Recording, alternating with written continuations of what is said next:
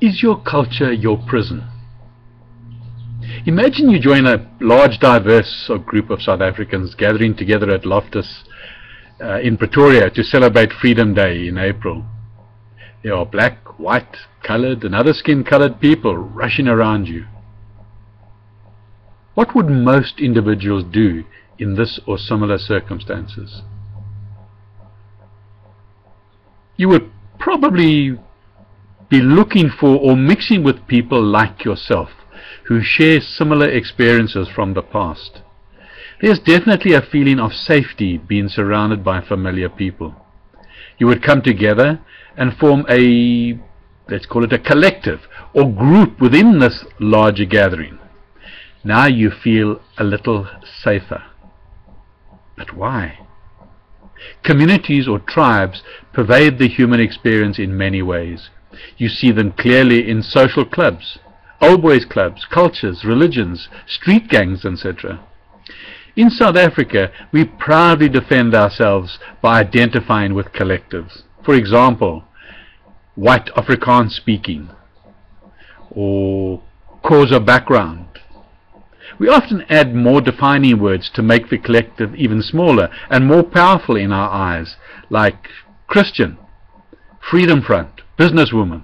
Whatever the collective, the glue that holds the collective together is not language, skin color, belief, or life experience, but fear. We are scared of the unknown, and we don't want to get to know it either, because it means leaving our comfort zone or our own collective. Even at the Freedom Day celebration, where you wanted to celebrate the new free South Africa. Yeah, free South Africa. Yeah.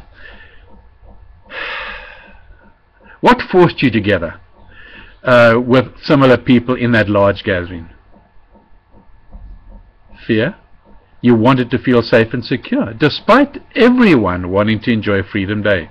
Freedom, but you're in your prison. That same fear that attracts individuals together in everyday life holds collectives together. In fact, it's one of the main reasons for war throughout the world. If this were not so, cultures, races and religions would have accepted each other a long time ago and would relate lovingly to each other today. This is the reason why collectives can never unify micro-businesses in South Africa, but only divide them further. The more frightened an individual is, the more he will identify with his collective, and the more violently he will defend it when he moves in other groups that may threaten his collective. This attraction, this attracts individuals to feel like themselves, is one side of the coin. The other side is the repulsion they feel for those who are different. How does this affect you and your micro-business? Do you employ someone for their skills and attitude, or someone you feel comfortable with? A culture is a treasure, but identifying with a culture is a prison. Your skin color is a blessing, but identifying with your skin color is a prison. This prison is created from fear of the unknown. When you value the ways of others as much as you do your own, that is love. When you love, the collective remains without the prison walls mentality. Race, sex, language and history become the clothes you wear and not who you are. As the owner of your business, you can choose to fear or love.